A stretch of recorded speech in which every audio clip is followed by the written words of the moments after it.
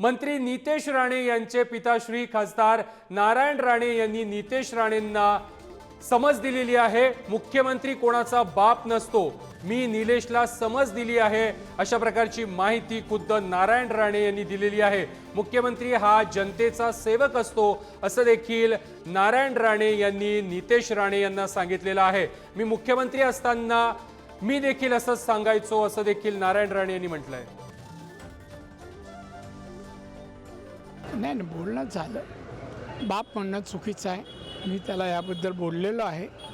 कोणाचं शेवटी मुख्यमंत्री हा महाराष्ट्राच्या जनतेचा सेवक असतो, कोणाचा बाप नसतो। मी मुख्यमंत्री होतो तेव्हा लोकांना सांगायचं मला साहेब बनवू नका, मी सेवक आहे महाराष्ट्र जनतेचा। ती समज मी नितेशला दिलेली आहे।